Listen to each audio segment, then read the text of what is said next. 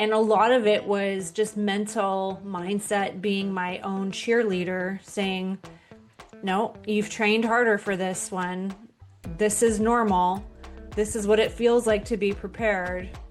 Just keep your foot on the gas. I went from a disc that was 2.5, 3 millimeters and Yeah. dark, Yeah.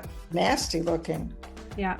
5 years later, when it should have been worse, it was white and fluffy and 7 millimeters. Those small intrinsic muscles of the feet, I feel, are one of the most overlooked components. We love to work on the calf, we love to work on the Achilles, but we neglect those intrinsic foot muscles. I have never gone home at night and just looked at films and cried, ever in 30 years, until last week.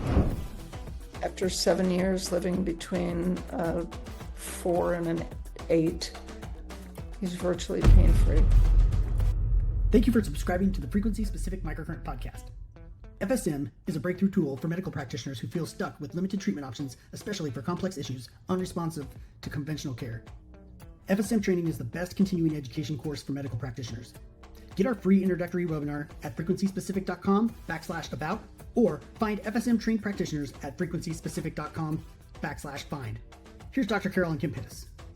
And that kind of brought me to a place where what I wanted to talk about, and I think we should touch base on it too, is how goals and expectations sometimes need to change Yes.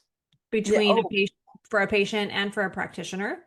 And had I had listened to many people, I would have stopped running. But I have gotten faster and faster and running pain-free and getting stronger.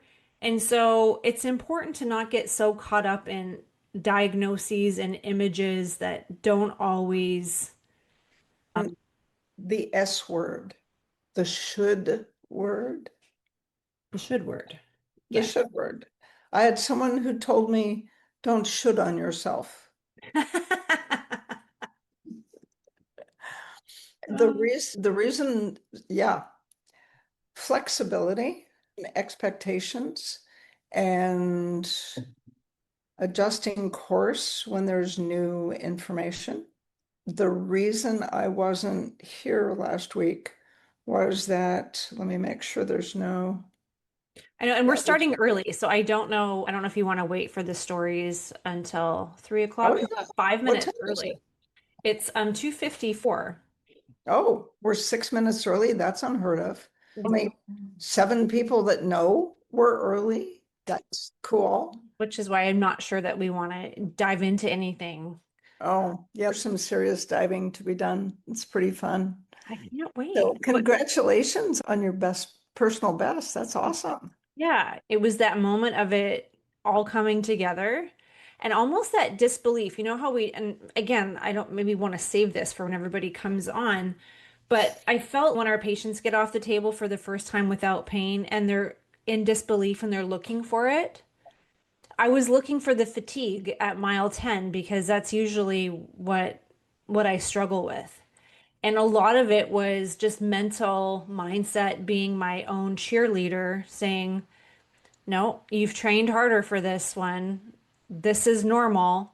This is what it feels like to be prepared. Just keep your foot on the gas. Because I wanted to slow down. I kept expecting the fatigue to hit, the pain to hit, all the things that normally hit me at mile 10 to hit, and it didn't. Wow. And was it just a matter of conditioning, or did you do some other things for your mitochondria? Yeah, obviously, FSM has been such a big component of my race preparation. However, I don't think that I ran anything drastically different. I was running FSM in the sauna. I'm wondering if that had a bit more of a catalytic effect where things just with this, you just think of, yeah, when you're warm and that fascia is pliable and thixotropic and is, how we used to think hydration was the important part of FS. So maybe, I don't know. I did some more yoga. I did a lot of mental meditation. The other thing that I'm finding is even with walking, Yeah. but especially with running, the amount of mobility that is required in, maybe I'll go get my little foot model. As a matter of fact, I will now that we still have 3 minutes, 4 minutes. In the tarsals, the little bones at the top of the foot, they're like puzzle pieces and they have to roll. Yeah. And they have uneven surfaces and it's easy for them to get locked up. Yeah. And when the tarsals don't move, everybody focuses on the metatarsals because they're the long part that you can wiggle. But the movement that coordinates the talus and your tib fib and your knee and your hip, if the tarsals, these little bones, if those don't glide and roll, every time you step, everything has to work harder. I'll show you the pictures we did last week when I wasn't here, when I was there. I did something that was impossible for me after 30 years. Impossible. And I have permission to show the imaging because the patient's name isn't any place on it. And I got there expecting one thing. It didn't, all I can say is it didn't feel right. And you're going to hear this again because I'll repeat it when everybody's on. And I got these CT scans and the whole game changed. Everything changed when we saw the CTs. And then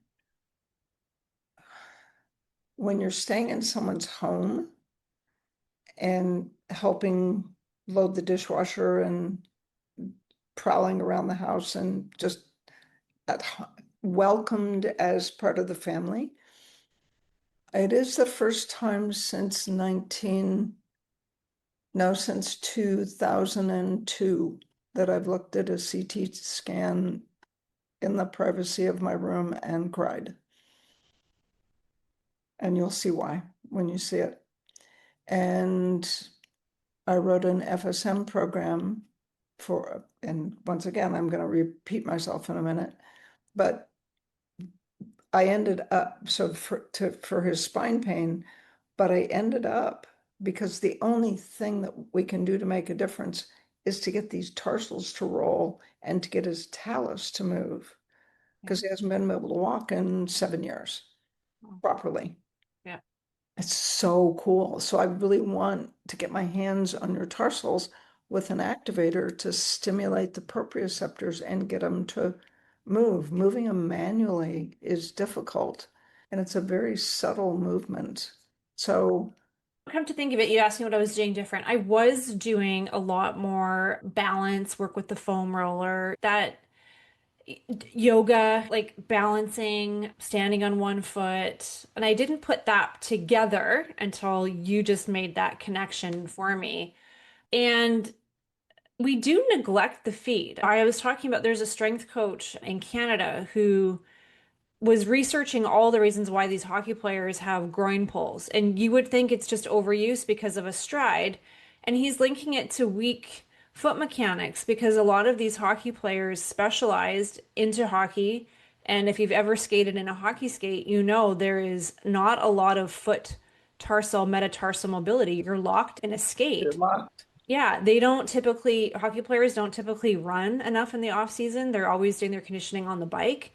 The tarsals. Let's Let me go grab my foot get model. your foot before everybody The joins on, and 15 of I'll you, hang on a little foot model because we need a little bit of a show and tell when we talk about the tarsals. And for those of you who are listening to us and not watching us on YouTube, I'm going to do my best to explain the foot model, and we'll get Carol to explain what she's talking about because the bones of the feet they're not simple and they're a little complex with their movements. And I think we take those joints for granted.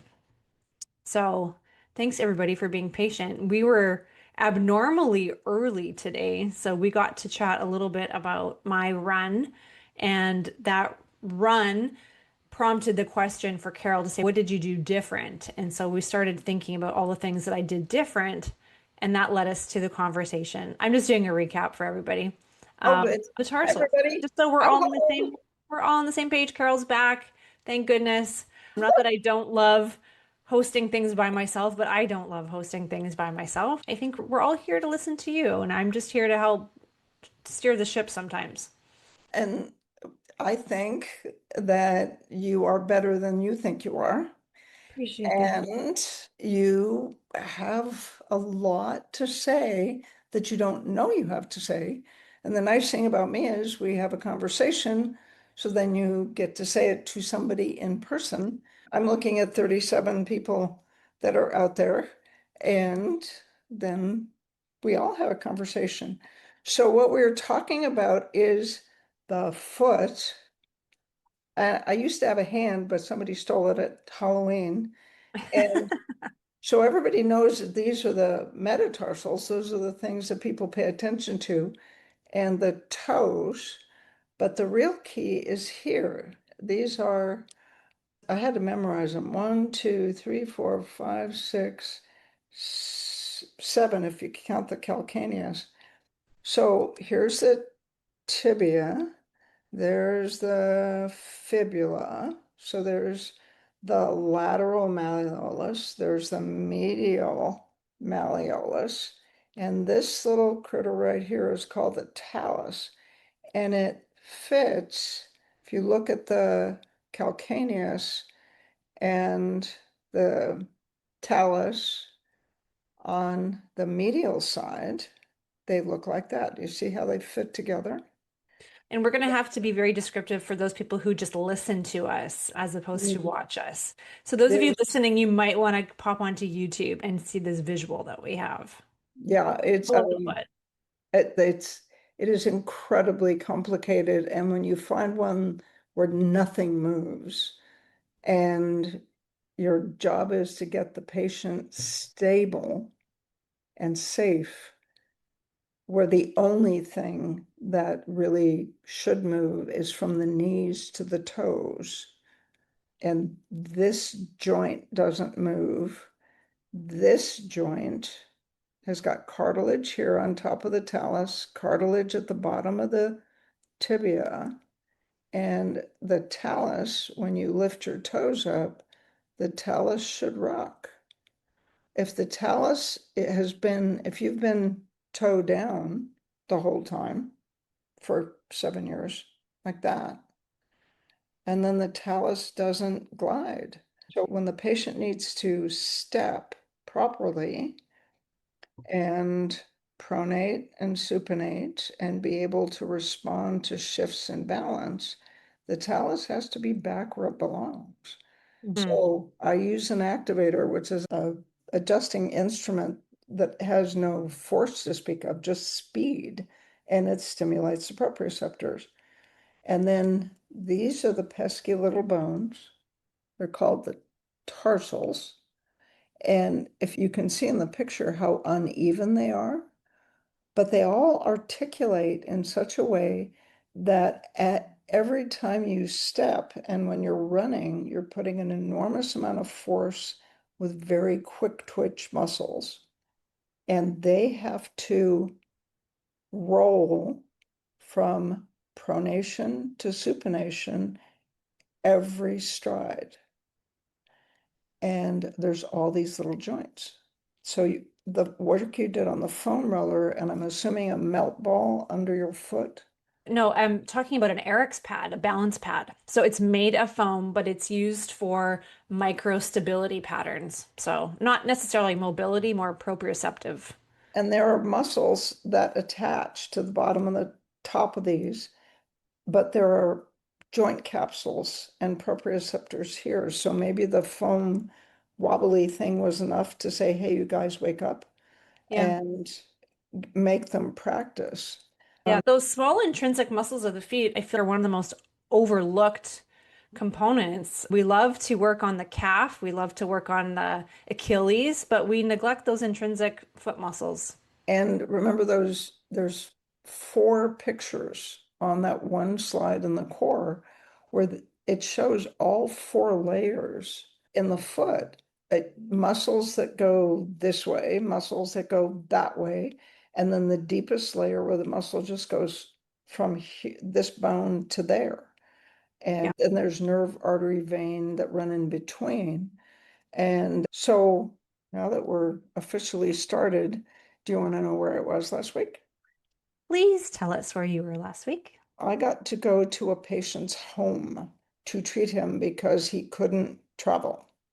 And I'm just double checking and making sure there's no identifying names or anything, just says that he's a male.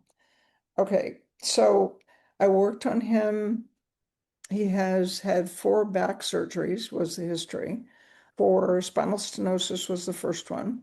And then there was a second one. And they said, yeah, there was a fusion for stenosis, since that makes sense. And then there was a third one. And then there was a fourth one. And he walks bending at the hips using a walker or a cane. He can't, and his pain, he's like an athlete. He tells you he's a 5 or a 6, and you look at him and that thing the bird on your shoulder says, yeah, that's a 7. This is a very stoic person. 83 years old, a little bit overweight. Hemoglobin A1C 6.0, not too bad.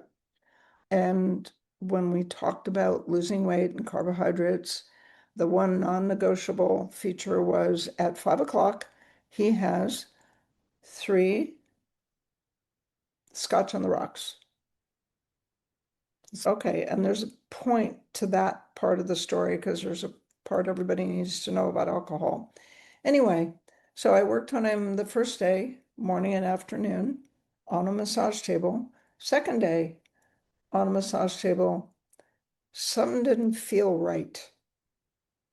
And I said, before I go arranging the drywall, I really like to know where the studs are. Is there any chance we can get you a CT scan? So the hospital got us in at 1 o'clock because it's a small town. And anyway, and I'm going to show you some pictures of his CT scan. That's a good face. And this is an AP view. It's the front to back. That L4 and L3 are not sliding forward, they are sliding sideways. And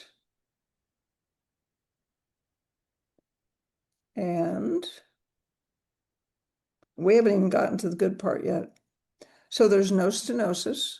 He leans forward, but that is the slice of a CT scan. So a CT scan takes X-rays in a 3-dimensional way, and then it puts them together so you can look at them from the side. So no stenosis. Now you get to start seeing the metal. And this is the thing.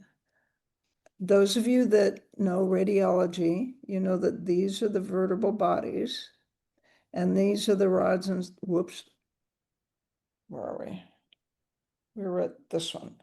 These are the rods and screws that are into the vertebral bodies, and you see those little black spaces? Those little black holes in the middle of the vertebra? That is where there is no thing.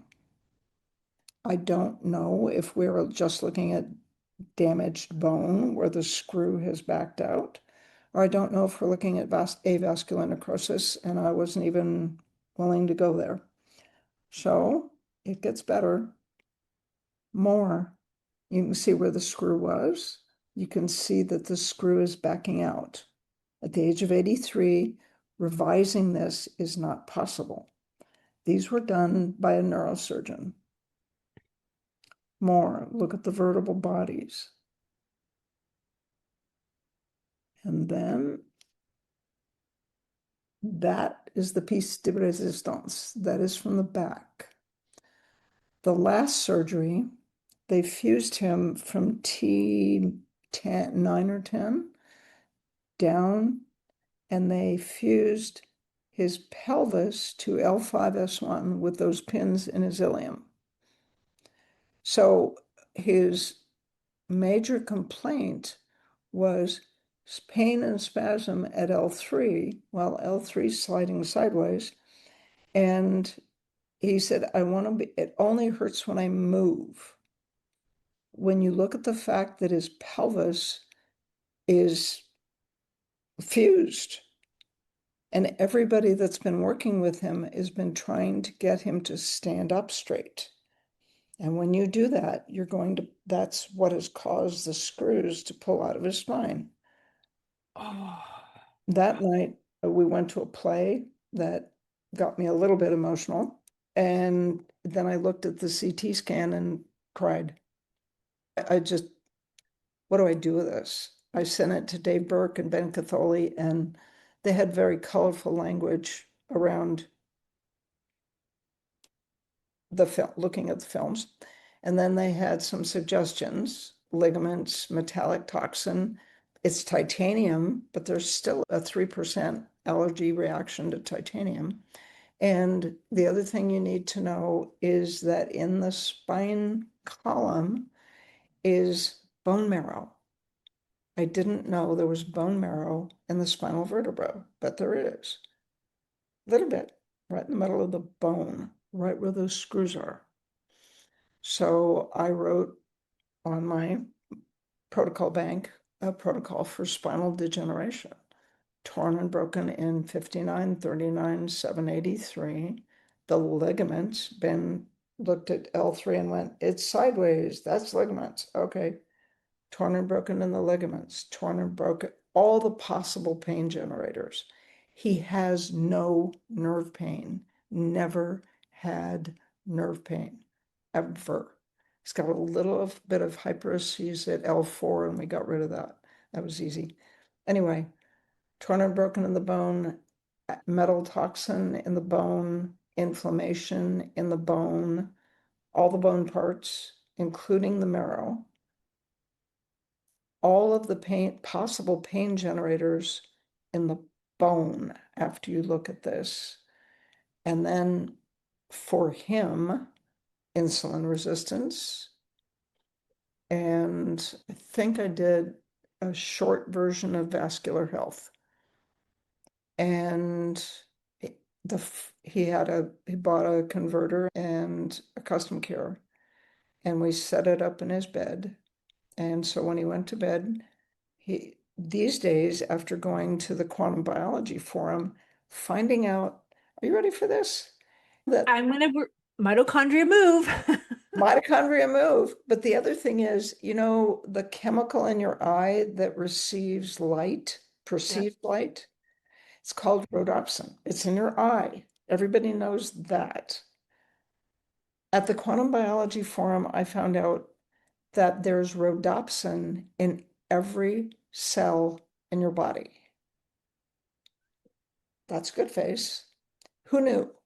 So I have reversed my posture about where the blinky lights go. So we put the blinky lights front and back towards his body.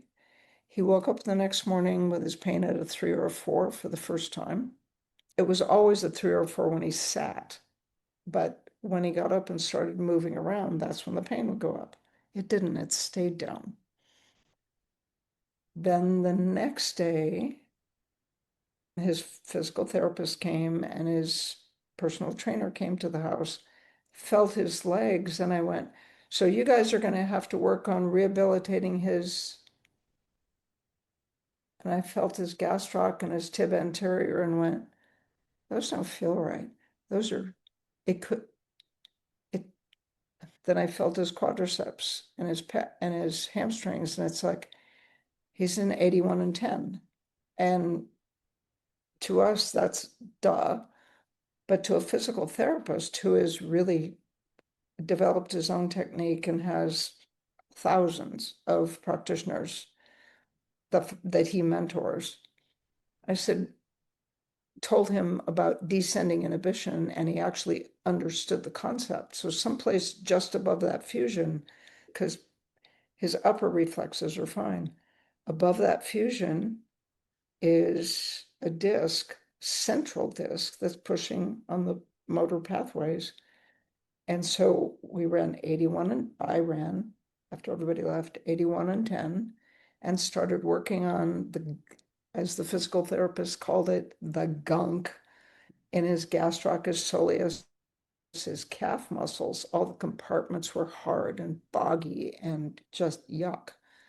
But with the 81 and 10 softening the muscles so you get at it, all of a sudden, instead of his lower legs being purple, they were flesh colored. And because of the, how do I put it? If you compress the blood supply with muscles with increased tone or mild spasticity, these are bunny ears quotes, then the blood supply, you can't get a vascular return that's good, and you can't get lymphatic return. So I got in trouble for not taking pre-treatment pictures and not having not using the little tape measure that was in my bag. But his ankles at the end of that treatment were down by about 4 to 5 centimeters. You could actually see his malleoli.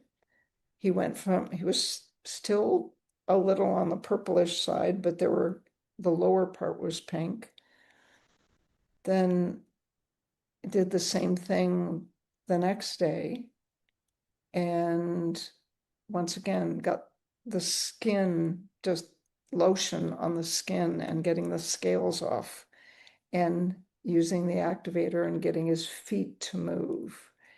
And his ankles went down by another probably 2.5 centimeters. Wow. So that they actually looked like pink, healthy legs. He stood up and his balance was completely different because the talus moved. And the reason I knew what was going on in his foot is I've had this little model since I graduated from chiropractic college, and I use it all the time to show patients why their feet hurt. And I got a text message. I got home night before Monday night at 11 o'clock, and I got a text message this morning. He's virtually pain-free.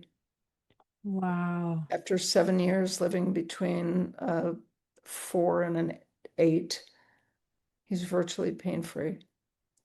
And part of it is because of the custom care and converting at night, but part of it is because of those CT scans. So Everybody's trying to get him to stand up, and I said, you do not stand up, you bend at the hips, and this is why. And our goal is from the knees down, and then build strength in the upper body to increase dopamine, because dopamine participates in the pain pathways, is the simplest way to put it. If you lift weights, you build muscle and increase dopamine. And he's using his arms and his hands. He has a little disc bulge here in his neck that we thought was giving him carpal tunnel. And he said, the sensation's normal now, but it still tingles. So I treated the blood supply, and the tingling went down. So fortunately for me, one of our instructors lives close by, and I can't tell you her name, you'll know where he is. But she is also, that very experienced, and she's now taken up functional medicine in a big way in the last 5 years. So she's going to take care of his inside health, get his inflammation down. So she'll come to the house and do the FSM. And then he has a PT who now knows what's wrong and what he can and can't do, because for 5 years they've been trying to get him to stand up straight, which is what has pulled all those screws out of his back. So the real question is whether the bone is dead or whether there's still enough blood supply to repair it and build it. His vitamin D is 60, which is great. So that's where I was last week. And yes, this is usually the point where I'm like, Carol, we have a lot to unpack here, but I'm a little dumbfounded. I'm at a little bit of a loss for words. Those images in that story, is heartbreaking to see. I understand part of what you talked about at the advanced for the first time a few years ago, and then you redid it last year, the part I don't tell you. So I'm going to back up the story a little bit because when you are, as a practitioner, when you are asked to join into the care of somebody, right? You, especially somebody like this who has been receiving probably pretty decent care, you jump in and you try to get the history and hear what's been working with people and what hasn't been. And I think you said you had about two treatments, and that's when you had that moment of saying, we need images or we need something. It doesn't feel right. It Okay, it doesn't. doesn't feel right. And so part of that, can you explain, was that, yes, it's part education, part gut instinct, part mileage, part what is that? It was mileage. So if somebody's had a proper fusion, because I didn't know his pelvis was fused. He didn't know his pelvis was fused. Okay. Nobody knew his pelvis was fused. Wow. So I started out with scarring in the dura, scarring in the nerves, and rotating his back. And all I could get was 15 degrees rotation, running scarring in the nerves and scarring in the dura. And you and I both know that's not normal. Yeah. You should be able to get to 30 or 40 Yeah. after 20 minutes. That's a slam dunk in our world. Didn't happen. Okay. So that's just mileage. Yeah. What should happen when you run scarring in the dura, scarring in the nerve, rotate the spine with the patient on their back and take their knees together and move them. And that ratchety thing that happens when the midbrain is saying, no, don't do that. Yeah. That happened at 15 degrees. Wow. And so I treated him one more time. The next morning I went, I'm out. We can't do this. There's something not right. Yeah. And I thought about the things I can't tell you because I wasn't going to go home. I was working at their house and felt welcomed and part of the family, and they're just lovely people.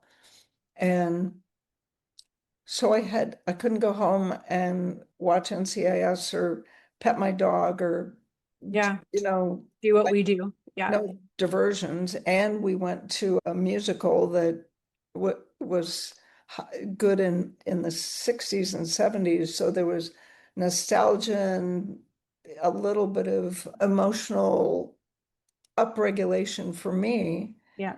And then I went back to the house, went to start getting ready for bed, and I looked at those images. I just started crying. And meanwhile, I'm texting with the person who sent me to see this patient. And I said, I'm sitting here. And he said, how are you doing? Are you doing magic? And I went, no, right now I'm sitting here crying because I don't know how I'm going to do this, but I will get over it. I will go to sleep. I will wake up determined. And he is persistent and strong-willed and stubborn. And I we can do this, but I can't do it now. Right now, I I have two Kleenexes and Yeah. I'm texting you at 11:30 at night, East Coast time. Yeah. And the next morning, sure enough, I woke up and I said, okay, I know what we have to do. We aren't working on your back. Look at these pictures. This is what it means. And his PT and his personal trainer were there. I showed the picture to the PT, and there was some colorful, oh my goodness, language. And then I got to the pelvis. It's fused. You want to make him stronger and his balance better. You can't move or strengthen his quads or hamstrings because he said, how does he walk? I said, from the knees down. Yeah. This is how you do your job. And that kind of certainty comes with mileage and what I would call clinical authority. Sure.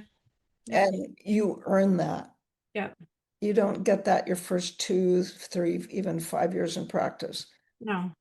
My favorite practitioners, the ones that we get it after 8 to 15 years when they know what they can't do.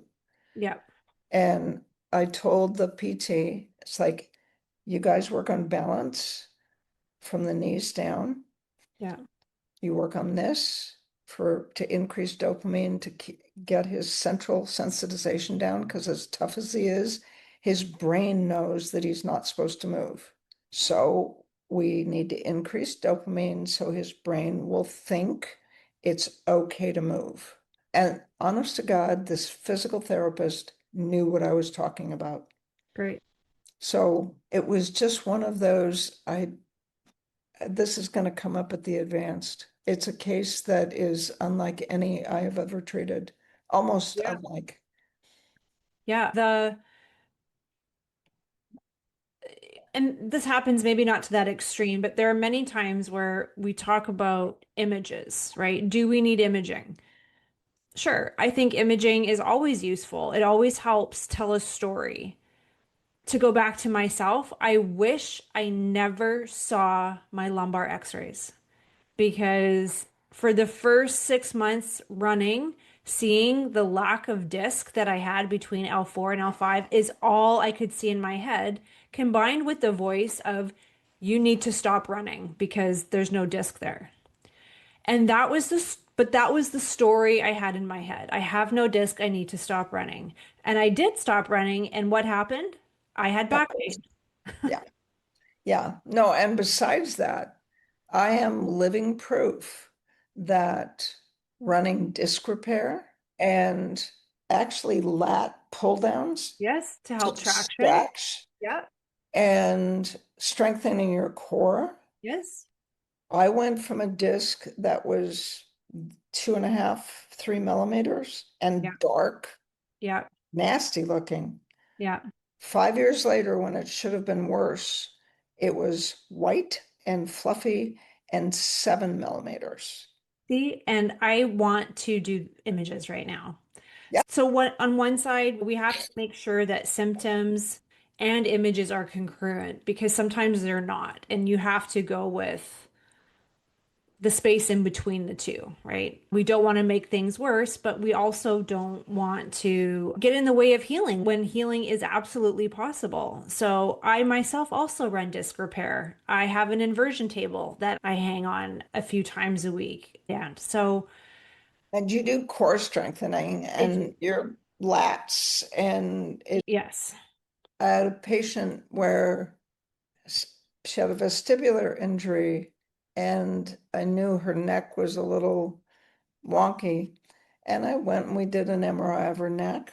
I was treating her for the inner ear. She came in from Florida, and I we did, pretty sure it was an MRI, and her neck was scary. Yeah. And she freaked. She said, because she was standing next to me, we did a wet read, what we call a wet read, when the radiologist is reading the films and then he goes over it with the patient. Yeah. And I was, so she had one more day and then she was going home. I think she'll be fine. It hasn't stopped her. Her career is going on. That part's good. Yeah. But you're right. But it's that moment when the little bird says, something's not right. I have had a few cases of that in my career. I think only three, where I put my hands on somebody or just about to, and something just gets downloaded where you're like, I would love for you to get images, or I think we need to investigate something here. And grateful for that, because all three times I had that feeling, four if you count the DVT, but that was pretty obvious. There was cancer actually. And not that that changes what we would do from an MSK perspective, but images definitely tell a story. I'm wondering why with your case though, images weren't brought to the forefront before now. I That seems to be, Duh. Yeah, no, it's like physical therapists can't order imaging. But I And can go back to a provider to say, I tell my patients all the time, go to your primary care, go to somebody who can order this. And then I learned the workaround too. When we had one primary care, I said, no, you don't need x-rays. Say, okay, you need to tell your provider that you want to put it in your chart that you are denying your request for imaging. They don't every, want to do that. every time they fold. But his MD is busy managing his blood sugar and his blood pressure and his cholesterol. And they Sure. look at, and because I introduce myself as a pain specialist and they Yeah. think I'm an MD. Yeah. And then I eventually confess that I'm a chiropractor, but I'm a terrible chiropractor, but I'm a really good doctor. Yeah. And I'm a pain specialist. Nobody else was involved in managing his pain and getting it down. So the physical therapist works from a perspective, actually like you, except you're smarter, is from a perspective of if you strengthen the muscles, the pain will go down. Yeah. And for whatever reason, they didn't put it together when he said, it hurts the worst when I move. That should tell you that strengthening muscles is in his back is not a good thing. And that three, three, sorry, three sets of rods mean that he can't use the multifidi or the rotatories that are supposed to stabilize you. Yeah. So it's all on his lower legs and his walker, which he hated using. He said, I want to be able to stand up straight. And I looked him in the eye and said, no, you use that walker absolutely every minute you're vertical, walker or a cane, and you have always 2 feet, one hand, two hands, one foot, Mm. just like a rock climber. Yeah. It's all about the number one rule is you do not fall. Yeah. And that means this, and yes, you are going to walk bent forward, and that's just, we can't undo that. Yeah. There are some things you just, nobody's going to do a revision on a spine like that, and No. not on an 83-year-old patient. Yeah. So I said, you've got another 10 to 12 years if you're good. And I want them to be happy and healthy and pain-free. And so this is what you're going to do. Okay. And he was a CEO. He's smart, determined, stubborn, all of those good things. And you speak his language, meet him where he is, and it works. And then what I can't teach you. I have never gone home at night and just looked at films and cried ever in 30 years until last week. And then you just go to sleep and say, tomorrow we start new. Yes. That may be one of the pieces that I wanted to chat or unpack Sure. because I feel like there is always something to do. Yes, these images are horrific. And then you think about all the time that was lost doing the wrong things, right? There's that sadness, there's that anger, there's that feeling of how has nobody gone there yet? I was homicidal. Really. Yeah, I feel that for you. And I don't know the person. We hear about, and I don't want to, nobody's intent is to ever do the wrong thing, but things are missed. There are gaps in care all the time. Sure. And so you have that moment of hostility, anger, frustration, grief, sadness, like all of that. And then you sleep on it, or you just go outside the room, take a deep breath, collect yourself, and come back in and say, okay, I understand this is what you're coming in for. Maybe this is what your expectations were. So, like, we're going full circle from the beginning of what we talked about. And then you pivot and you adjust and you think, what can I help with at this point? What can I do? What else could be contributing to this? And sometimes it's really easy and it's the next kind of link in the chain, or sometimes you're going further outside the box. So for you, you pivoted, you deviated, and you were able to mobilize the foot. When you think about what's No, happening with lower that leg. lumbar flexion, the lower legs are taking the brunt of absolutely everything. So And they, he's an 81 and 10, so the muscles are locked. He couldn't do right. anything. It's just an amazing case. Yeah. And the key, yeah, the imaging was the key, and knowing that's the other thing, 4 years of radiology. You can't order an MRI, right? X-rays wouldn't have done us any good because they're only in 2 dimensions. I needed to see all the way through. So I knew to Right. order a CT scan. So when somebody takes an X-ray of your low back and says, oh, you don't have any disc, you literally cannot image a disc with an X-ray. Yeah. I have a bulging disc. It showed it on an X-ray. No, it didn't. Yeah. Excuse me? You say that to the patient. They say, I have a bulging disc. What did they do to see that? Do you have an MRI? No, he just did X-rays. No. Oh, okay. And because of all the metal, you couldn't put him in an MRI. So it was, and the CT is fast now. So Right. it was a matter of ordering the right imaging. Some of that is just mileage. You get used to it. And the physical therapist said, you really know a lot. And it's like, I've been doing this for 30 years and I hang out with people like you that are smarter than me. And then I remember what they tell me. Yeah. I didn't mention the fact that I've been injured so much myself that I know about rehab. So it was pretty fun.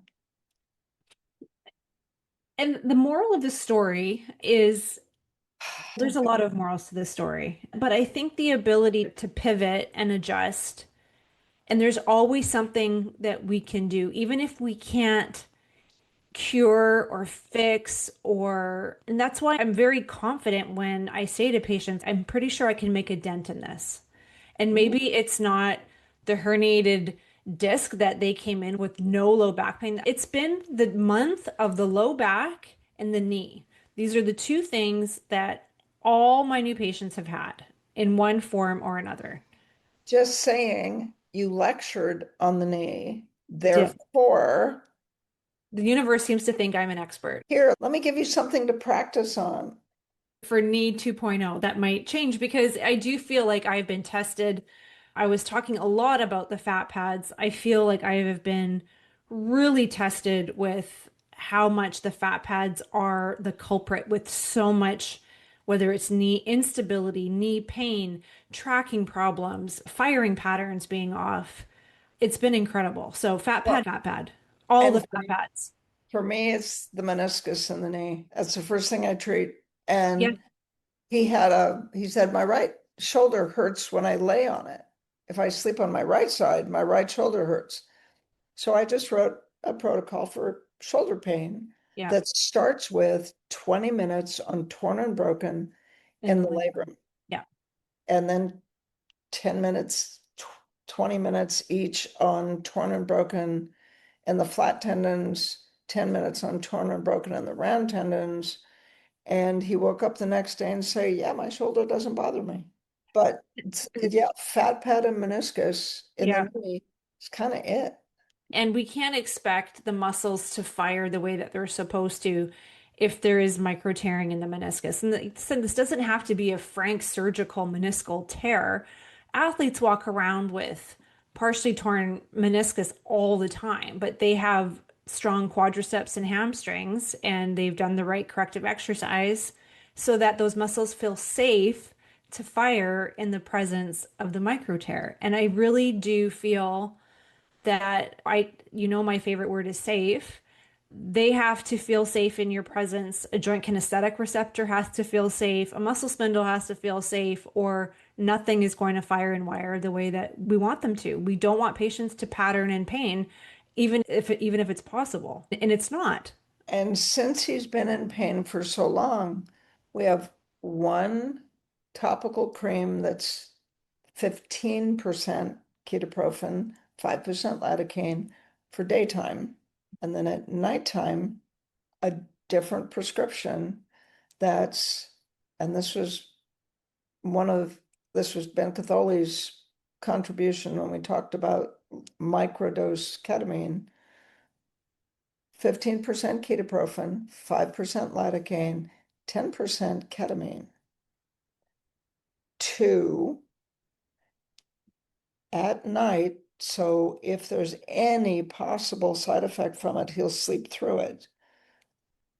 But it will still change central sensitization because there's a part of his brain, and I told him this. I said, there's a different one you're going to use at night, and that's been compounded to work on the part of your brain that tells you not to move.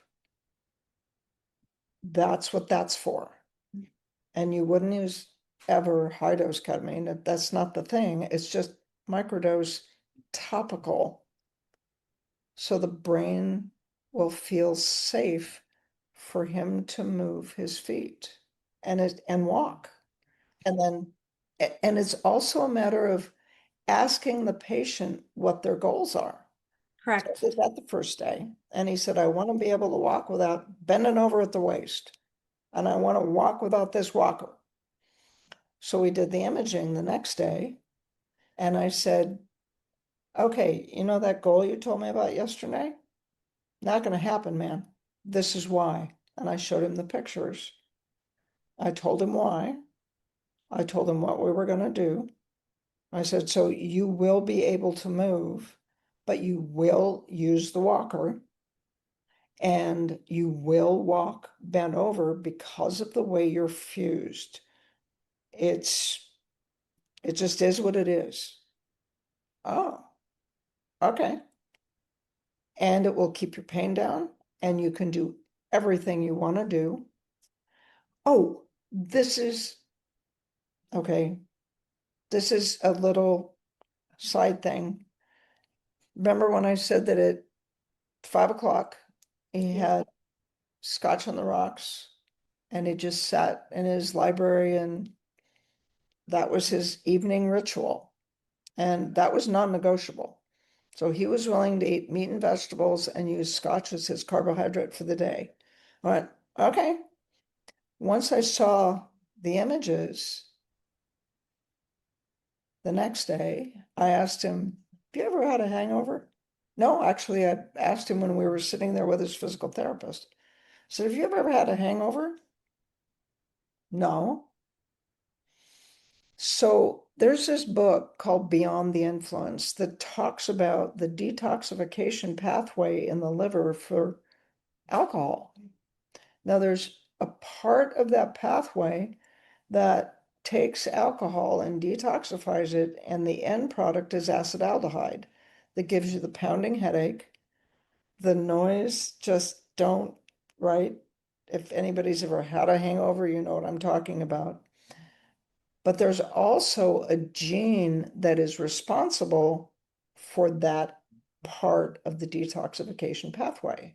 There are some people that have, instead of the one that goes to acetaldehyde, it goes to a compound that binds to the morphine receptors in the brain.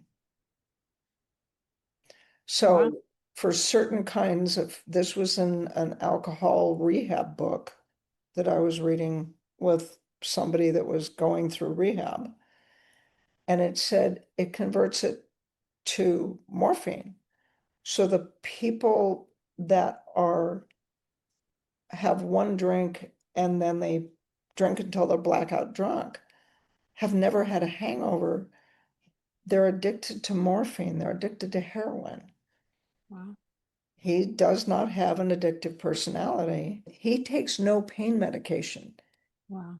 even with not even Tylenol, but 3 scotch on the rocks at 5 o'clock, never had a hangover. I said, you keep doing that. that is part of your recovery program because you're turning that into oxycodone. It's like taking 10 to 20 milligrams of oxycodone just before bed. You keep doing that. Wow. All right, then. Yeah. He was very happy about that. You bet. But isn't that a fascinating, uh, I don't know, factoid?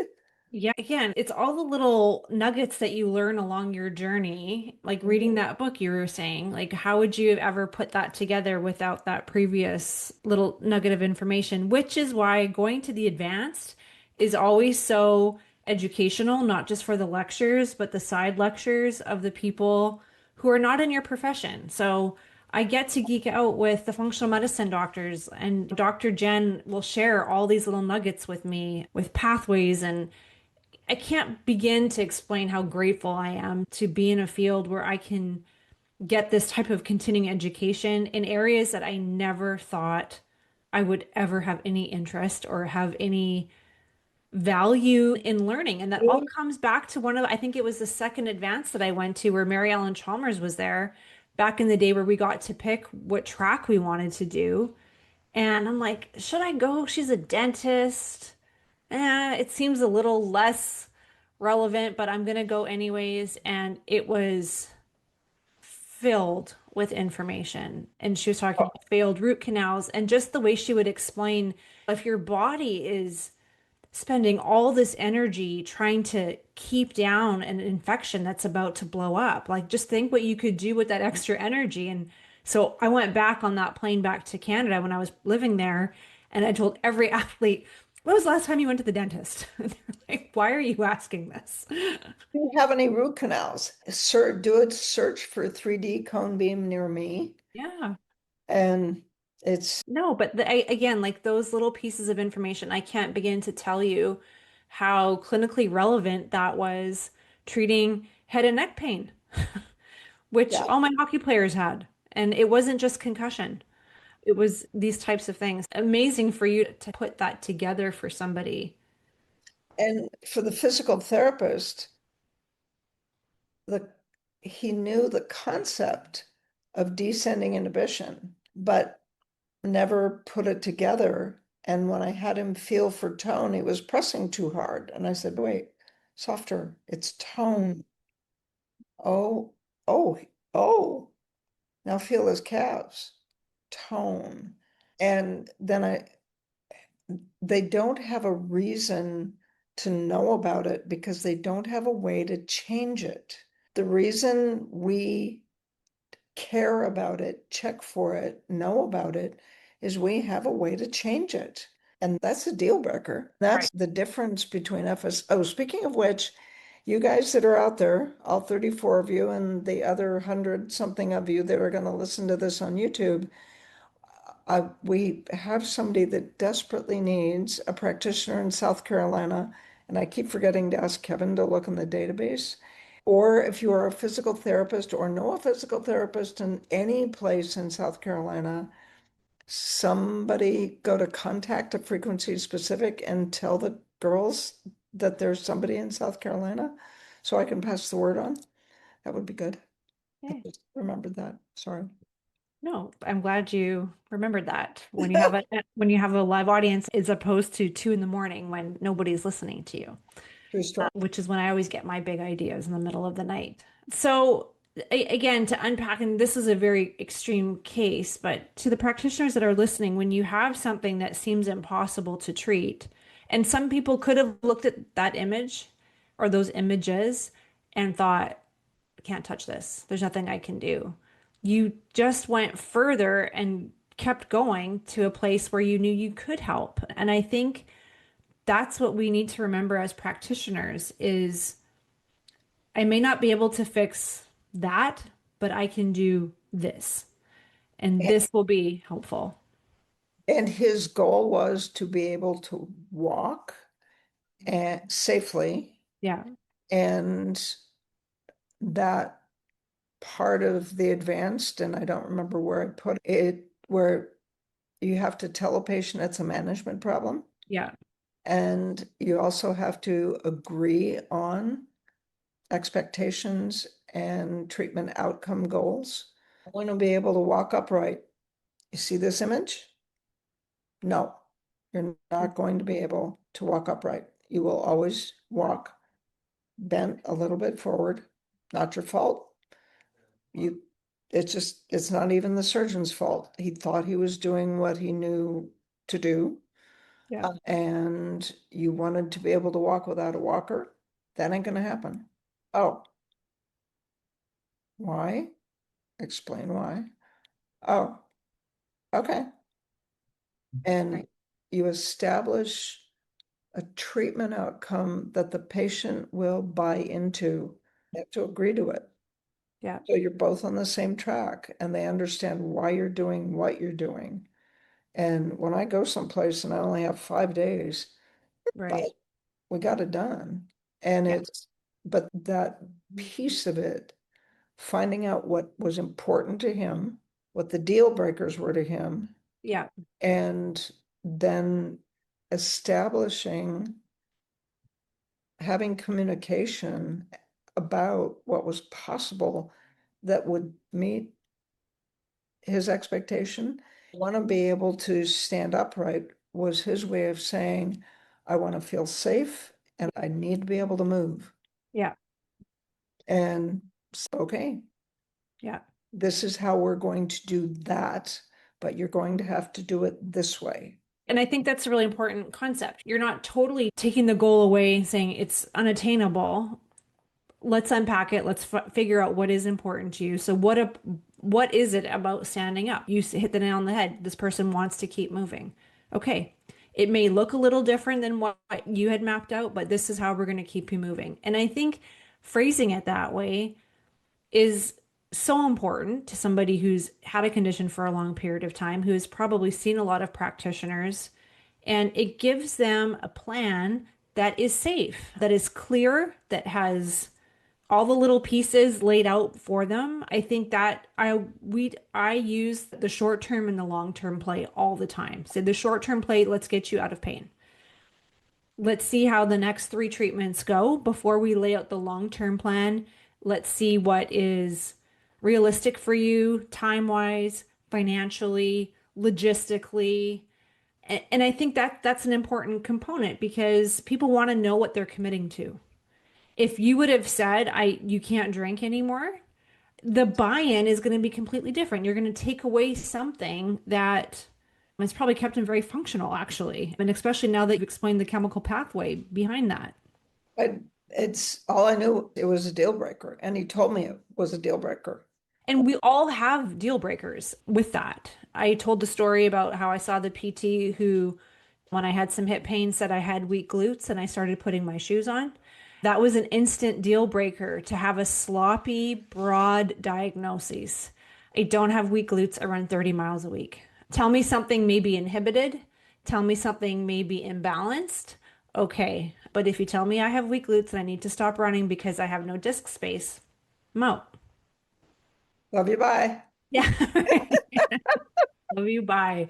That's what I probably should have said. And I feel like contacting them with my PR and saying, how are these for weak glutes? Bite And me. right. So, yes, knowing what the deal breakers are, putting out clear expectations, having the conversation that we may have to pivot from our goal. And it's not giving up on the goal, it's just pivoting. We have a different pathway that we have to take.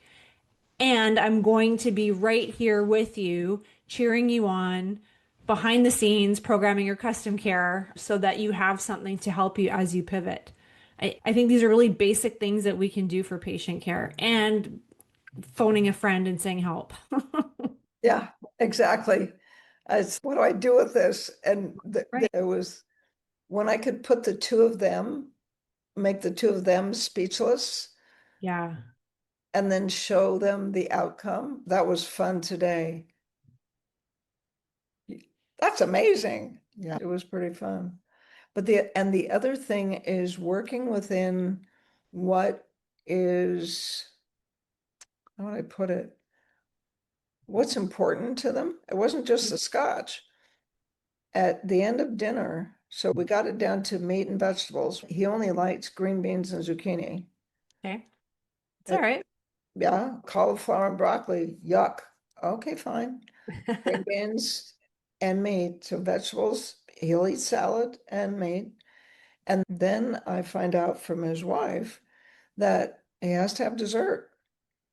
She said, there's a pie in the freezer. And I went, no, it's not in the freezer. You're putting it in the trash. I got some frozen yogurt. You're putting that in the trash too, unless you serve it in a smaller bowl. So when we were wrapping up, I was leaving. It's like, you've got to get your carbohydrate intake down.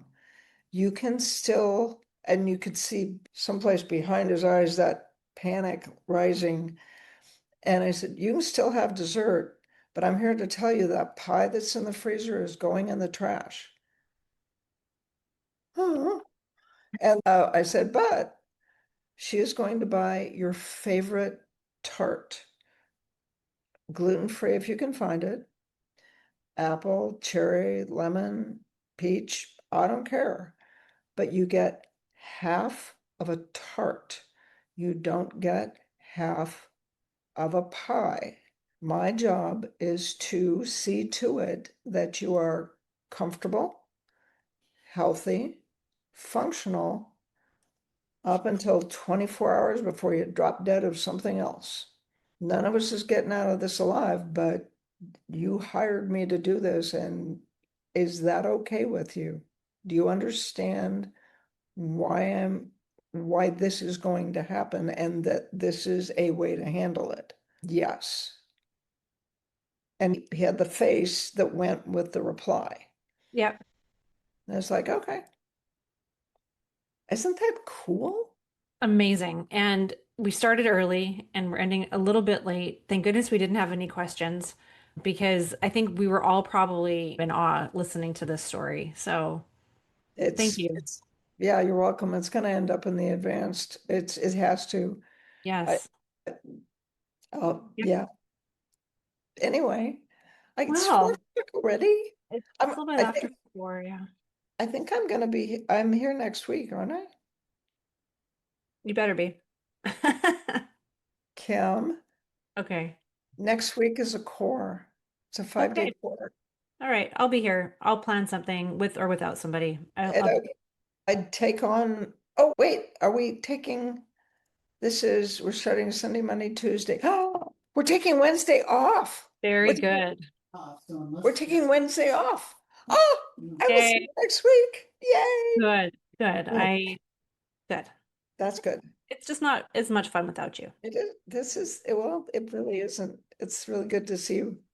Yeah. Okay. Thank you. Thanks everybody for coming, and we'll see everybody here, same time, same place next week. See you next week. Bye. Bye. The Frequency Specific Microcurrent podcast has been produced by Frequency Specific Seminars for entertainment, educational, and information purposes only.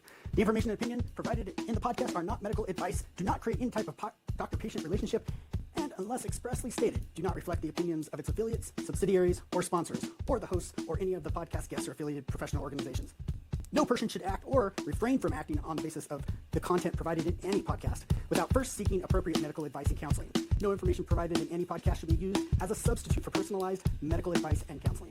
FSS expressly disclaims any and all liability relating to any actions taken or not taken based on or any contents of this podcast.